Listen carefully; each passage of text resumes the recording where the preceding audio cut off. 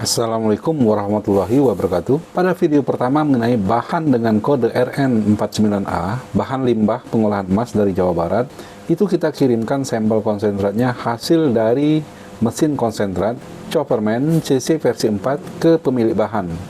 Dan kebetulan pemilik bahan mempunyai XRF dan setelah diperiksa dengan XRF menunjukkan kandungan emas pada konsentrat yaitu 1,6%.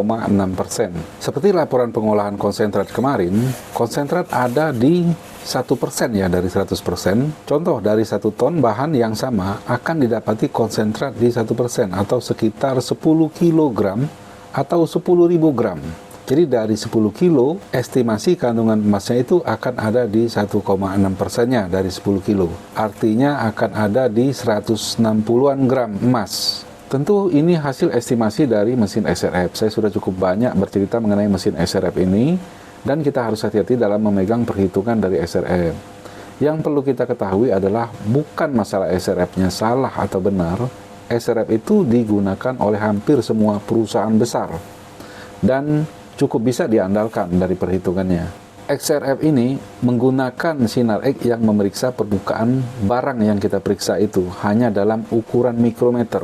Perlu kita ketahui 1 mm itu sama dengan 1000 mikrometer. Sebagai contoh, uang Rp1.000 logam yang saya ukur per Agustus 2023 ini tebalnya berukuran 1,5 mm pas atau dalam mikrometer 1500 mikrometer. Misalnya kita mempunyai sampel untuk diperiksa berukuran lebar 2 cm atau 2000 mikron dan ketebalan 1 cm atau 10.000 mikron, maka kedalaman yang bisa ditembus oleh sinar X hanya di beberapa puluh mikron dan diameter juga di puluhan sampai ratusan mikron. Jadi diameter sinarnya pun juga dalam ukuran mikron. Mungkin ada yang 1 mili, mungkin ada ya. Tapi yang saya dapati pada literatur kebanyakan di mikron.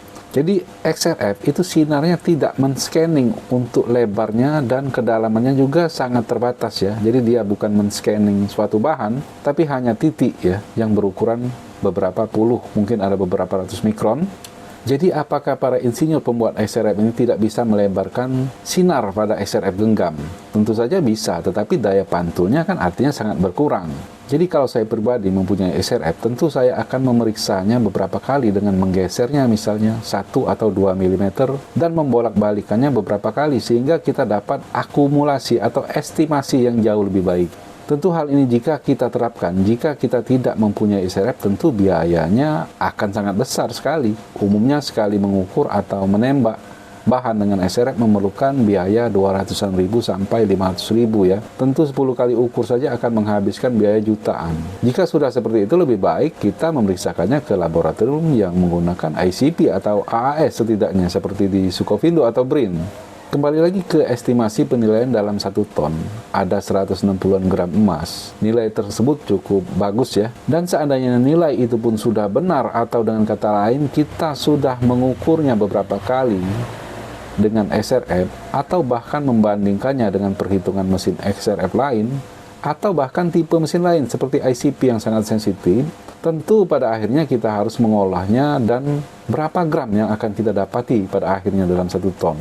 Untuk mesin konsentrat seperti meja getar, sentrifugal, ataupun bahkan cuma piring limbang atau golpen, semua bahan yang mengandalkan mesin dengan konsep pemisahan berat jenis, mulai dari sekedar logam timbal, sampailah ke emas platinum dan lain-lain, tentu nilai output bahannya dari mesin konsentrat akan meningkat daripada raw material yang tidak diproses dengan mesin konsentrat sama sekali. Pada akhirnya, tipe pengolahan atau pilihan pengolahan akan menjadi tantangan selanjutnya untuk mengolah bahan yang biasa-biasa saja kandungan emasnya atau yang super sekalipun.